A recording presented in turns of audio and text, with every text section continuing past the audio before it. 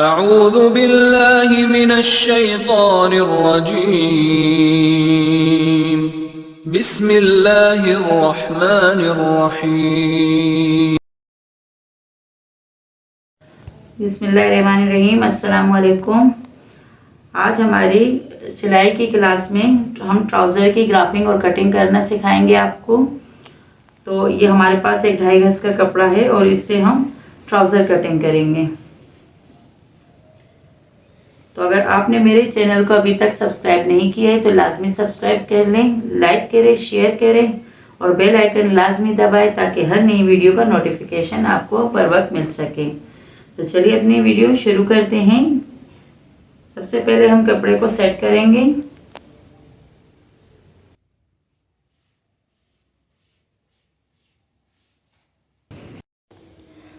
आधे इंच पे हम निशान लगाएंगे फोल्डिंग के लिए, 2 इंच पे हम निशान लगाएंगे नेफे के लिए। सेम इसी तरह मार्किंग हम नीचे वाले हिस्से पे भी करेंगे। अब हमने कुल लंबाई का निशान लगाना है, जितनी हमें ट्राउज़र की लंबाई चाहिए। मेरे पास जो ट्राउज़र मुझे तैयार करना है उसकी लंबाई है 39 इंच की। इसी तरीके से मैंने 2 इंच पे निशान लगाया और आधे इंच पे। ये हमारे पांचे की फोल्डिंग का निशान होगा। इसके बाद हमने पांचे का निशान लगाया 6.5 पे और 1 इंच मैंने सिलाई का इजाफी रख लिया। इसी तरीके से आधे इंच पे निशान लगाया, 2 पे निशान लगाया और यहाँ पे भी हमने ये एक है 39 पे निशान लग गया है और 2 इंच और आधा इंच सेम उसी तरीके से हमारे फोल्डिंग का निशान लग गया है।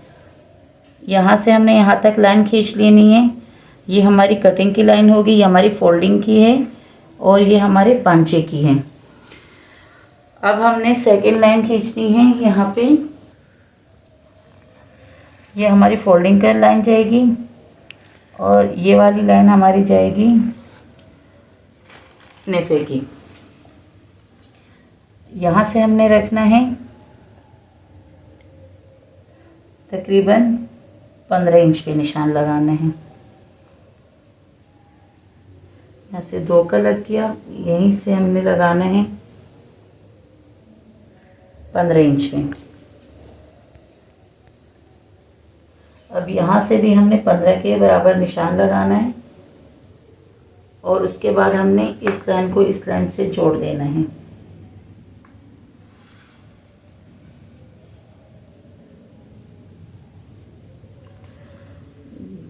दो से 2.5 इंच हम लूजिंग देते हैं।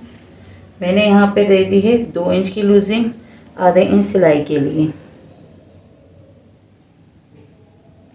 इस तरीके से जाएगी। अब हमने क्या करना है, ट्राउज़र का शेप देना है।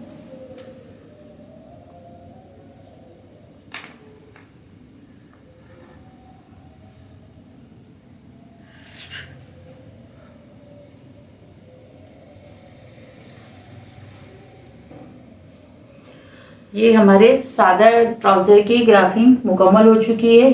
अब हमने इसकी कटिंग करनी है। इसी बनाए हुए ग्राफ पे अब हमने कटिंग करनी है।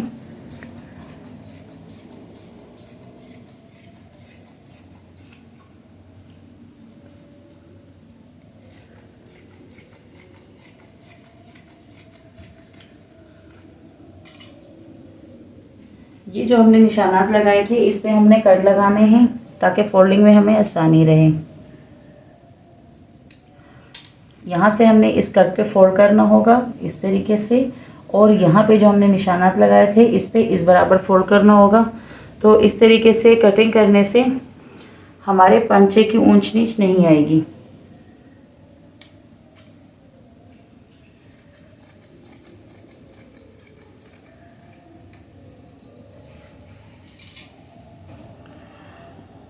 इस तरीके से हमारे एक सादा ट्राउज़र की ग्राफिंग की क्लास मुकम्मल हो गई है। उम्मीद है कि आप लोगों को बहुत अच्छे से समझ आ गई होगी। हो चुकी है हमारे ट्राउज़र की और अब हम इसकी सिलाई लगाएंगे। तो इस तरीके से हमने लेना है दोनों साइड को और सबसे पहले हमने इस साइड की सिलाई लगानी है।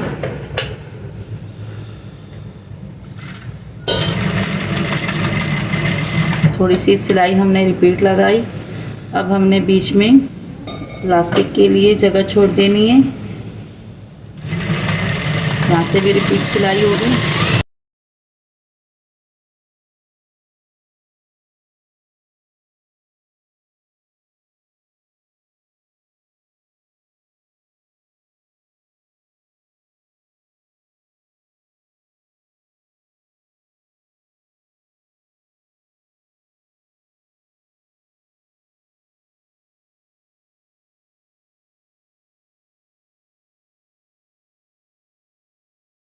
दूसरे सेट के आसन की सिलाई भी लगा लेंगे।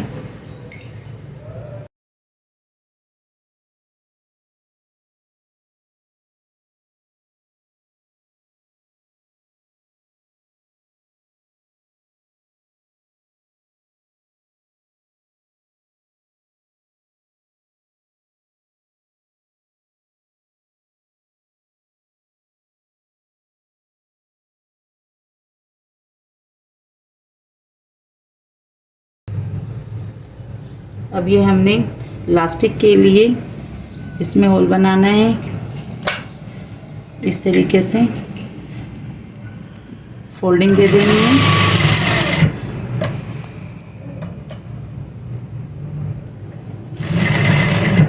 मुख्तलिफ़ तरीके से मैं आपको इलास्टिक लगाने का तरीका सिखाऊंगी, जो आपको आसान लगे। इसमें मैं ये तरीका सिखा देती हूँ। बेसिक वालों के लिए ये बहुत ही आसान तरीका है, बहुत आराम से इसमें इलास्टिक डाल सकते हैं। इस तरीके से हमने फोल्डिंग देनी है आधे इंच पे। इसके बाद हमने मज़ीद एक फोल्ड और दे देना है।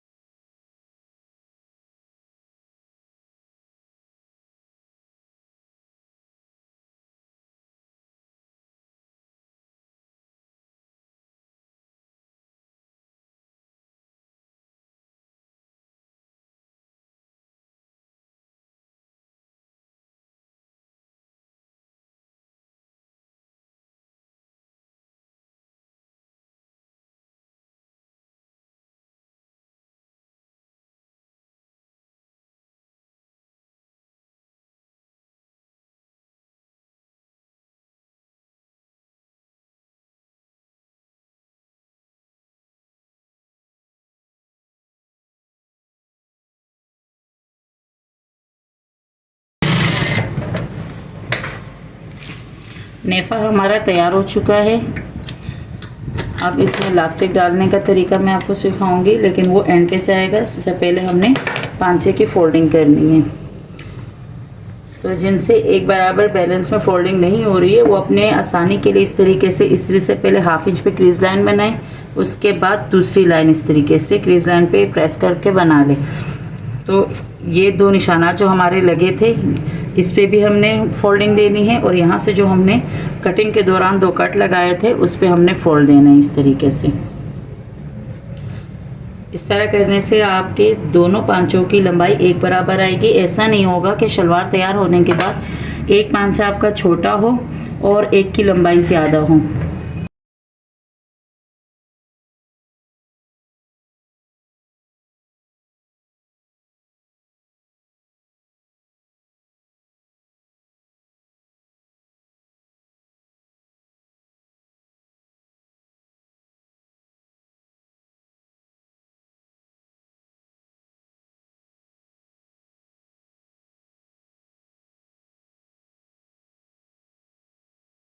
एक निशान हमारा ये था और एक ये। इन निशानों पे ख़ास तौर पे तवज्जो देनी है, इससे आगे पीछे फोल्डिंग ना हो।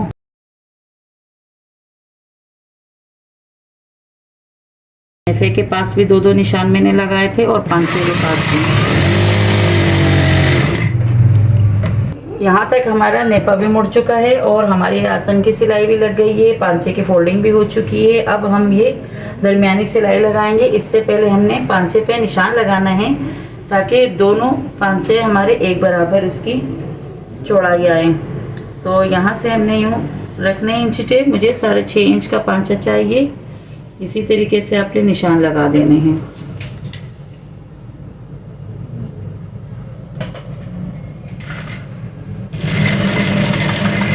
सिलाई रिपीट से लगानी है ताकि सिलाई हमारी पक्की लगे।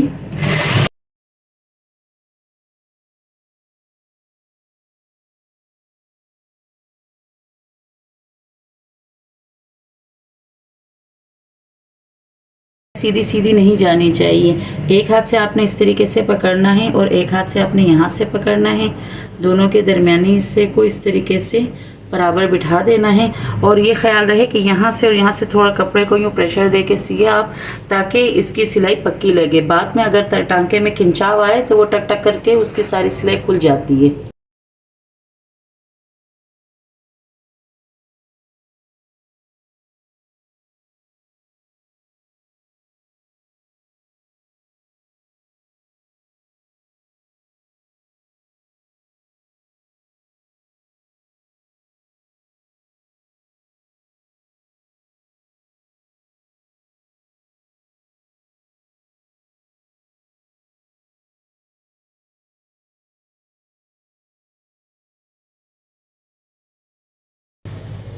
ये हमारा ट्राउज़र तैयार हो चुका है। बस इसमें हमने अभी इलास्टिक डालना है, वो तरीका भी मैं आपको सिखा देती हूँ।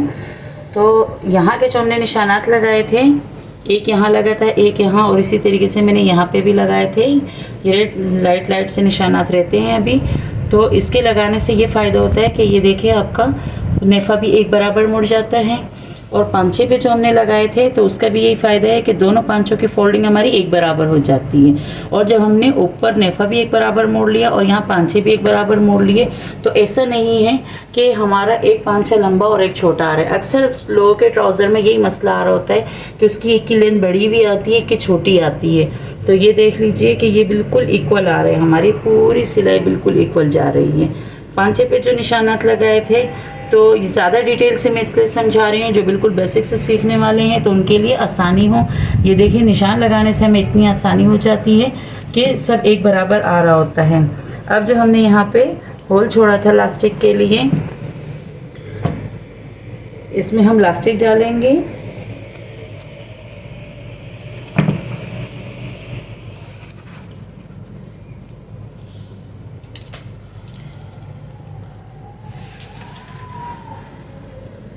पच्चीस इंच की मैंने लास्टिक कटिंग की। आप उतनी ही लास्टिक डालें जितनी आपको ज़रूरत हो अपने कमर के हिसाब से।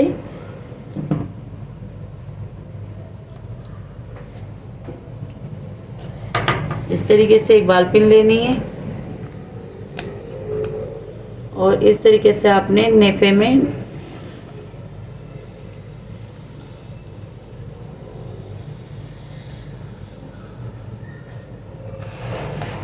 ख्याल रहे कि इसमें कोई मोड़ ओड़ ना आए।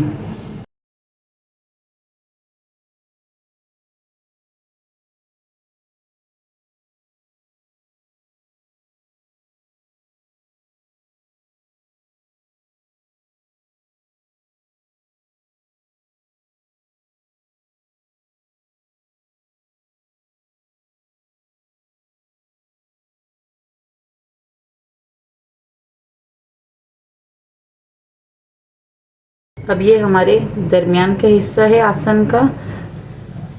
अगला पिछला दोनों दरमियानी हिस्सा हमने रखना है और देखना है कि हमारी चुने ऐसा ना हो कि एक तरफ ज़्यादा आ रही हो और एक तरफ कम आ रही हो। चुने हमारे एक बराबर आनी चाहिए।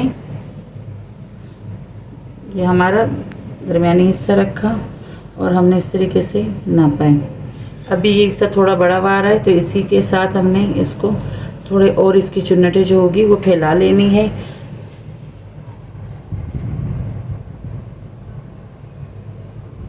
दोबारा हम नाप के देखेंगे। ये देखिए अब एक बराबर आ गई हमारी चुने। तो हमने इसके बाद एक फाइनल सिलाई लगानी है।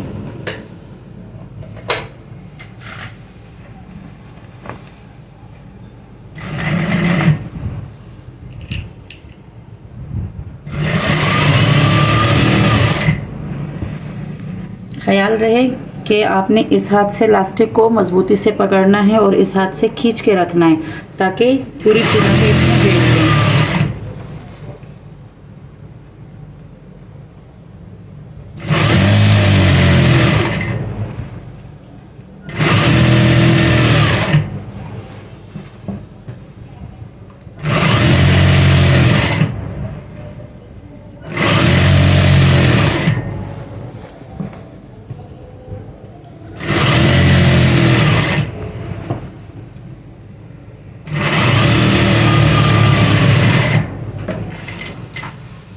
बहुत ही आसानी के साथ हमारी इलास्टिक भी डल गई है। एक राउंड में आस्तीन डालने वाला तरीका नए सीखने वालों के लिए थोड़ा मुश्किल होता है।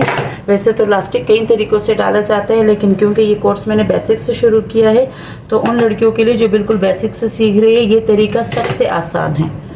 आप देखिए इस पर कहीं भी ऐसा नहीं है कि डबोटा उसमें रह जाए, पूरे आराम से इसकी पूरी चुन्नटें बैठ रही है। तो इस तरीके से आप लोग इलास्टिक डालेंगे तो बहुत आसानी से हो जाएगा। अब हमारे ये ट्राउज़र की सिलाई मुकम्मल हो चुकी है। इसकी ग्राफिंग कटिंग की वीडियो सारी आपने देख ली होगी और बहुत अच्छे से समझ ली होगी। इसकी सिलाई भी मुकम्मल हो चुकी है, बहुत ही फिनिशिंग के साथ इसकी सिलाई लग चुकी है। और इन चीज़ों में हमेशा ख्याल रखें कि दोनों पांचे इक्वल बनने चाहिए। जो मार्किंग मैंने की थी ग्राफिंग के दौरान उन चीज़ों पे ध्यान देना है आपने, कहाँ कहाँ कौन सी मार्किंग करनी है। इस तरीके से इसकी लेंथ भी एक बराबर बन चुकी है और इलास्टिक भी हमने बहुत ही फिनिशिंग से डाल दी है। ये एक सादा ट्राउज़र था जो हमने सादा तरीके से सीखी दिखाया है। इसको एक सिंपल ट्राउज़र कहते हैं। तो इंशाल्लाह अपनी एक नई वीडियो में अब नई चीज़ के साथ दोबारा मिलेंगे। तब तक के लिए अल्लाह हाफिज़।